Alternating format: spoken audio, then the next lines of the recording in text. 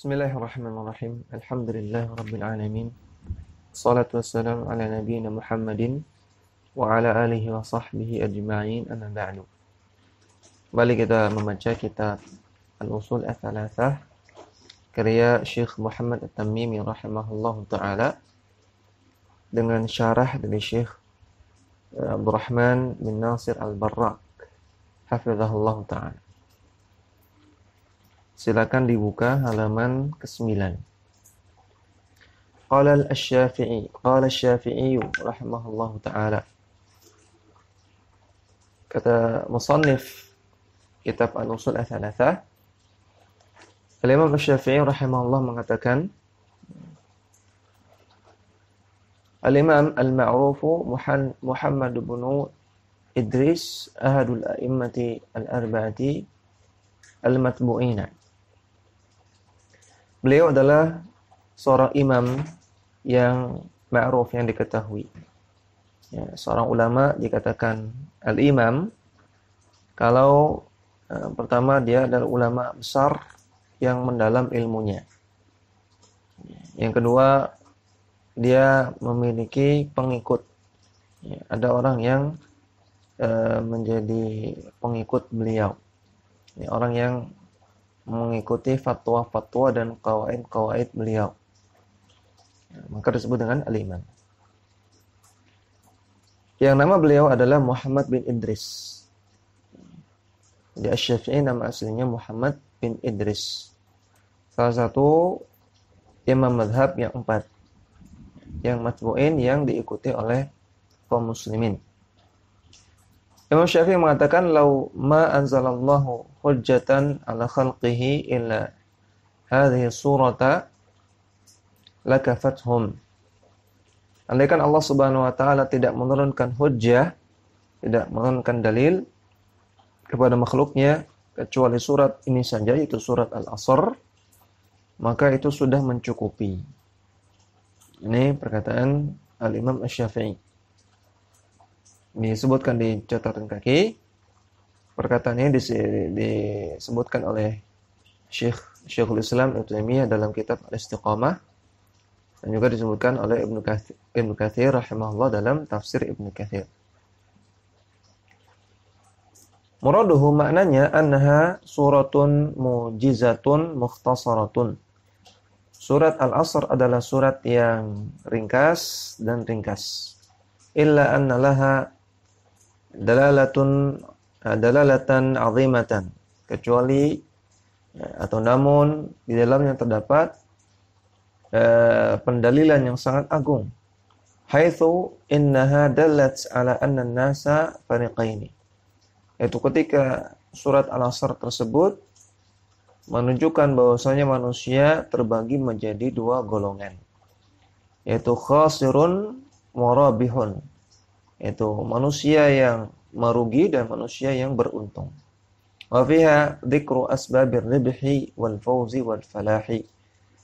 Demikian juga dalam surat Al-Asr disebutkan sebab-sebab untuk mendapatkan keuntungan, mendapatkan fauz, kemenangan, dan al-falah, keberuntungan dunia dan akhirat. Kemudian musannif mengatakan, wa qala al-Bukhari rahimahullahu taala. Al-Imam Bukhari mengatakan, Al-Imam Bukhari adalah Al-Imam Muhammad bin Ismail sahibu as-sahihi fi kitabih Al-Jami' as-Sahihi fi kitabil ilmi. Imam Bukhari nama aslinya adalah Al-Imam Muhammad bin Ismail. Nama aslinya Muhammad bin Ismail. Beliau adalah sahibu as-sahih, penulis kitab as-sahih, maksudnya Sahih Bukhari. Dalam kitab beliau, yaitu kitab Al-Jami' as-Sahih, ini judul asli kitab Sahih Bukhari, judul aslinya adalah Al-Jami' as-Sahih. Dalam kitab beliau Al-Jami' as-Sahih di bab al-ilmi, kitabul ilmi, maksudnya bab al-ilmi. Imam Bukhari mengatakan, babun al-ilmu qabla al-qawli wal-amali. Bab ilmu itu harus ada sebelum berkata dan sebelum berbuat. Wa dalilu qauluhu ta'ala, dan dalilnya, kata beliau, kata Imam Bukhari, dalilnya fa'lam annahu la ilaha illallah wastaghfir li dzambik. Ketahuilah bahwasanya tidak ada sesembahan yang berhak disembah kecuali Allah, dan mintalah ampunan terhadap dosa-dosamu kepada Allah. Surat Muhammad ayat ke-19. Nah, sampai sini perkataan Al-Imam Al-Bukhari. Dan perlu diketahui bahwasanya fiqih atau pemahaman atau pendapat Al-Imam Al-Bukhari itu terletak pada judul-judul beliau. Kalau kita lihat kitab Sahih Bukhari itu isinya hadis-hadis. Misalnya tidak ada penjelasan. Namun penjelasan atau pendapat Al-Imam Al-Bukhari itu terletak pada judul-judulnya. Qala asy-Syaikh, berkata Syekh Muhammad At-Tamimi, fabada'a bil ilmi qabla al-qawli wal amali. Lihatlah, Imam Bukhari memulai atau Imam Bukhari berdalil dengan ayat di atas surat Muhammad ayat 19. Dan Allah di sana bada'a bil ilmi, memulai dengan ilmu, qabla al-qawli wal amali, sebelum perkataan dan sebelum perbuatan. Ai bada Allahu fi al-ayati bil ilmi. Maksudnya Allah Ta'ala memulai dalam ayat di atas surat Muhammad ayat 19, Allah memulai dengan ilmu, yaitu fa'lam. Allah katakan fa'lam, ilmuilah. Ya, fa'lam bisa kita artikan ketahuilah, dan juga bisa kita artikan ilmuilah, fa'lam. Allah mulai dengan ilmu. Qabla al-qawli wal amali, sebelum perkataan dan perbuatan. Wa wal istighfaru, yaitu istighfar. Perkataan dan perbuatan tersebut adalah istighfar. Fa'amara Allah awalan bil ilmi, maka Allah Ta'ala memerintahkan yang pertama kali memerintahkan untuk mengilmui bitauhid, yaitu mengilmui tauhid. Dengan Allah Ta'ala katakan fa'alam annahu la ilaha illahu, fa'alam annahu la ilaha illallah. Ketahuilah atau ilmuilah bahwasanya tidak ada sesembahan yang berhak disembah kecuali Allah. Tsumma amara tsaniyan, kemudian setelah itu yang kedua Allah perintahkan bil istighfar, untuk beristighfar. Faqala, Allah katakan wastaghfir li dzambika, mintalah ampunan untuk dosa-dosamu. Wa huwa minal amali, dan inilah amalan. Maka sebelum berkata dan beramal, Allah perintahkan untuk berilmu dulu. Yaqulu Syekh rahimahullah, Syekh mengatakan, i'lam rahimakallah, ketahuilah semoga Allah Ta'ala merahmati anda wahai pembaca. Hadza min jinsi ma qablahu, ini sebagaimana, ini sama seperti perkataan yang sebelumnya. Annahu yajibu ala kulli muslimin wa muslimatin ta'allumu thalathi hadhihi al-masaili wal amalu bihinna. Bahwasanya wajib bagi setiap muslim dan muslimah untuk mempelajari tiga masalah ini dan mengamalkannya. Maknanya anal ilma bimasailid dini fardun ala kulli muslimin wa muslimatin. Maknanya bahwasanya ilmu terhadap masalah-masalah agama itu hukumnya wajib bagi setiap muslim dan muslimah. Ala rijali wan nisa, bagi laki-laki maupun bagi wanita. Fardu ainin atau fardu kifayatin. Namun fardunya, perhatikan, fardunya bisa jadi fardu ain, bisa jadi fardu kifayah. Menuntut ilmu itu wajib, namun wajibnya bisa wajib ain, bisa wajib kifayah, tergantung ilmu apa yang dipelajari. Kalau Allah Ta'ala berfirman, man amila salihan min dzakarin aw untha wa huwa mu'min. Barang siapa yang mengamalkan amalan yang saleh, baik laki-laki maupun perempuan, dan dia beriman, falanuhyiyannahu hayatan thayyibah, maka akan kami berikan kepada dia kehidupan yang baik, walanajziyannahum ajrahum bi ahsani ma kanu ya'malun.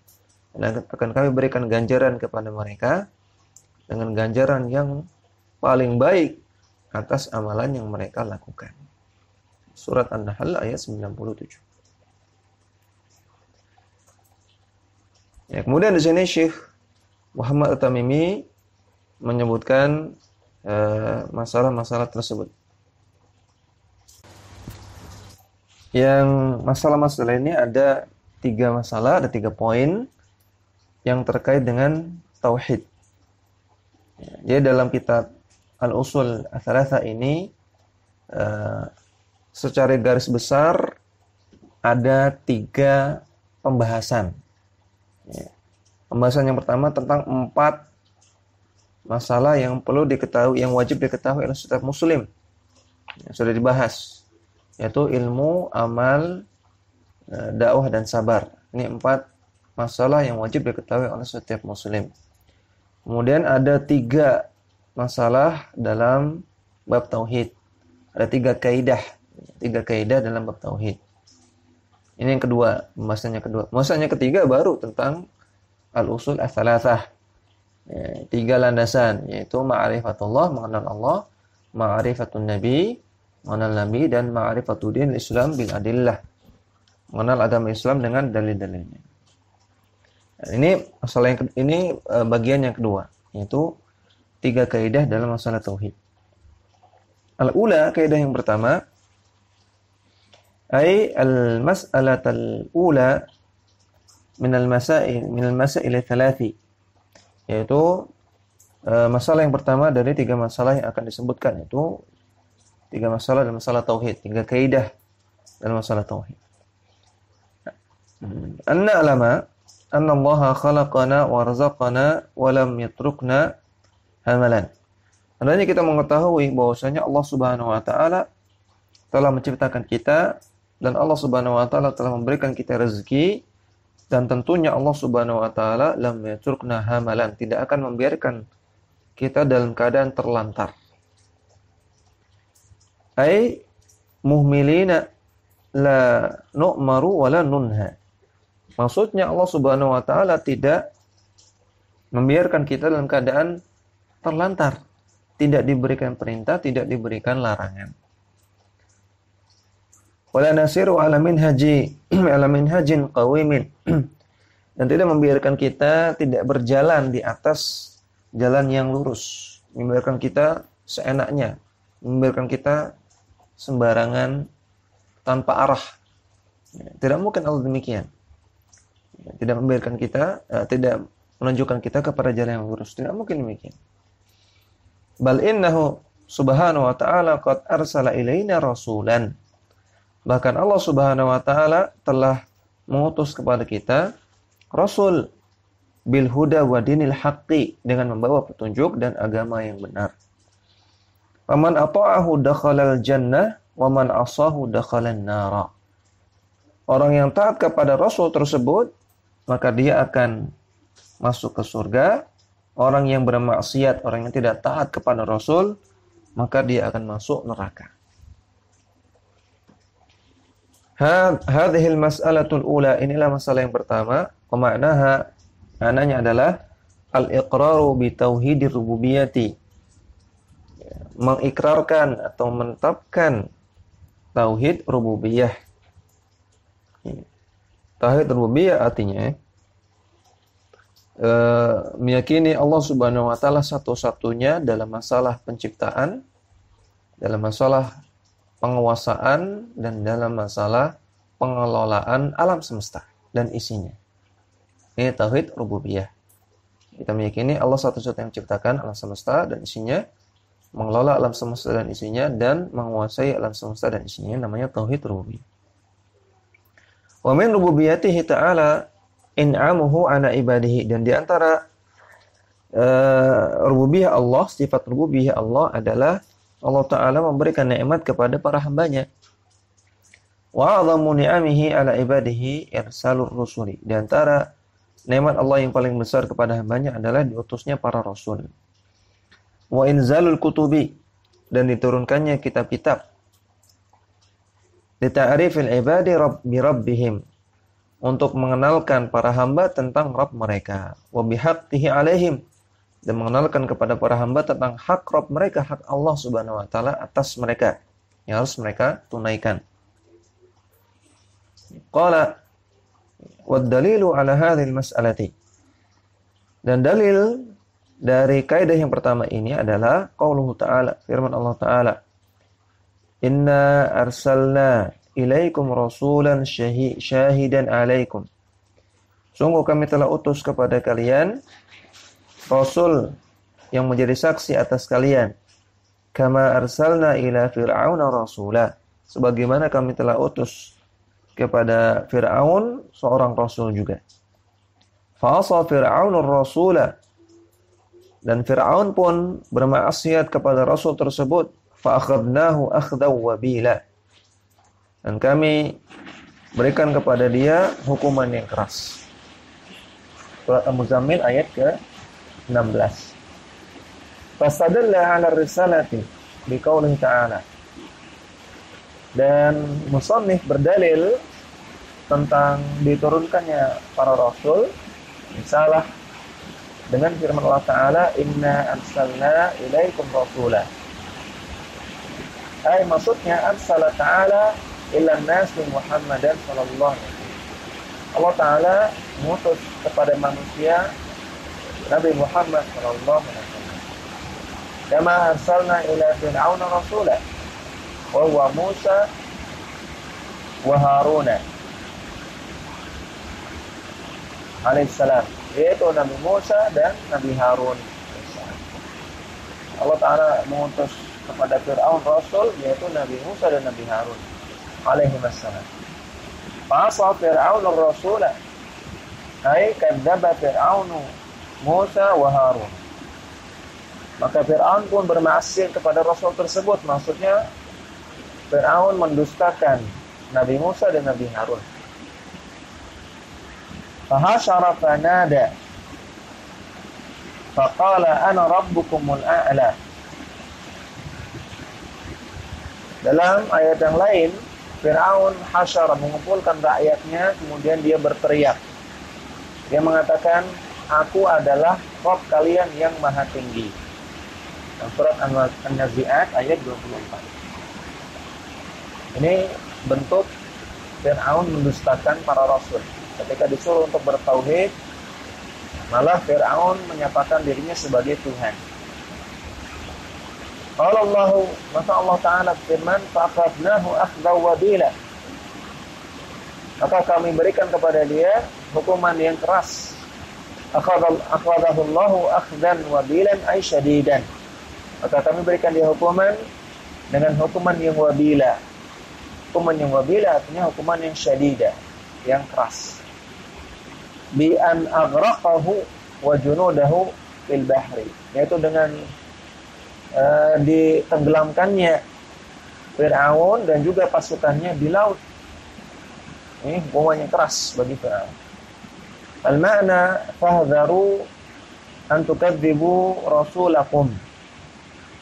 Maka makna dari ayat ini, wahai para pembaca sekalian, fahdharu, waspadalah, hati-hatilah, jangan sampai Anda sekalian tukadzibu rasulakum, mendustakan rasul kalian. Artinya menentang rasul kalian, menyelisihi rasul.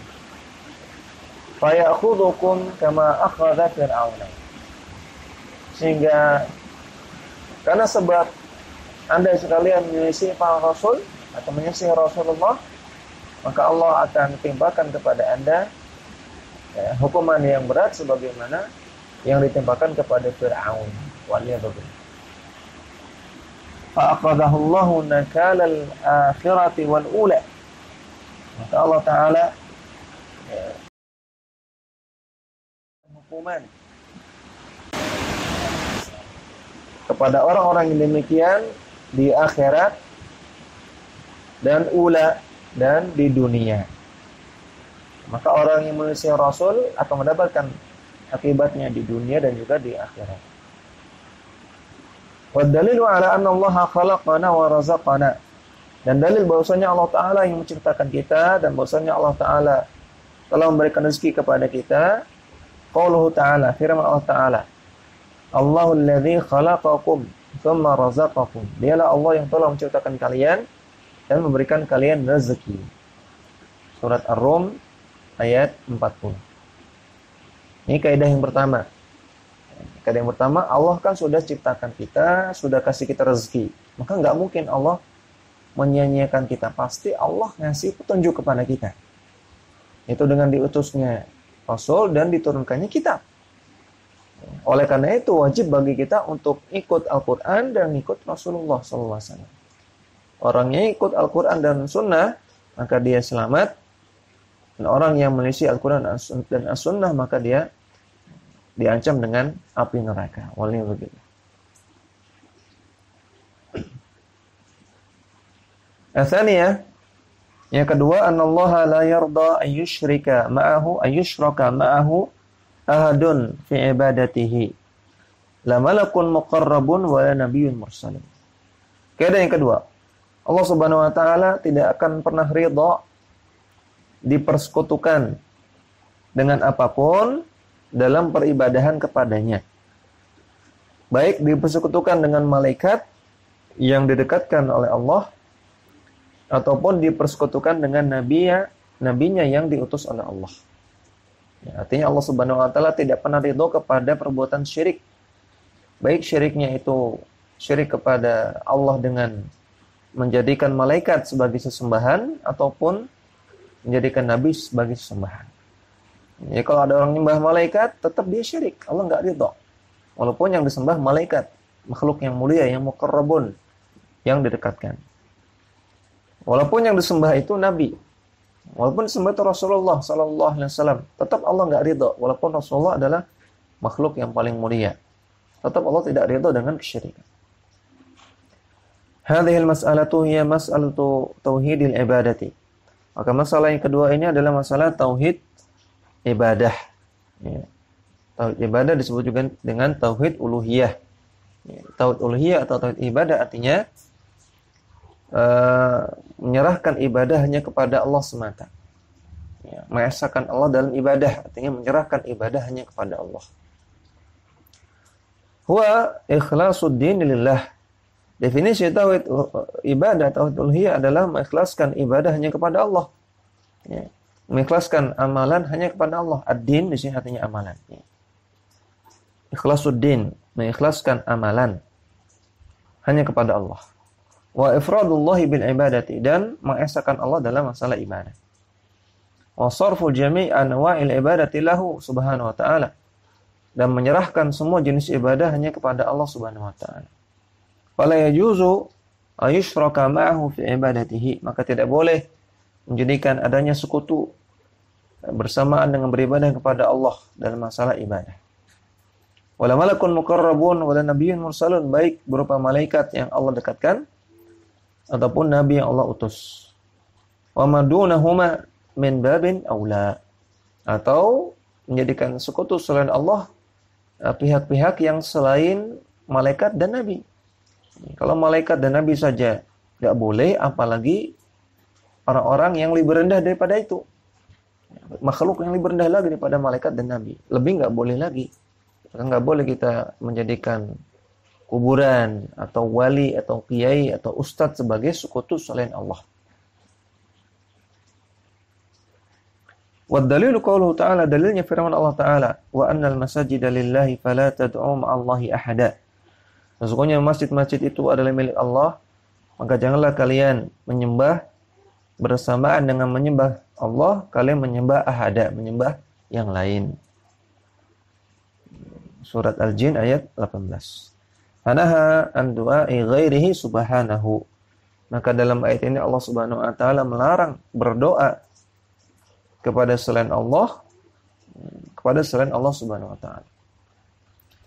Fatadammanat al-mas'alatu al-ula tauhid ar-rububiyyati wa tadammanat al-mas'alatu ats-tsaniyatu tauhid al-ibadati. Maka kaidah yang pertama ini mengandung tauhid rububiyah, sedangkan kaidah yang kedua mengandung tauhid uluhiyah. Wala yakunul insanu musliman hatta yuqirra bitauhidaini jami'an.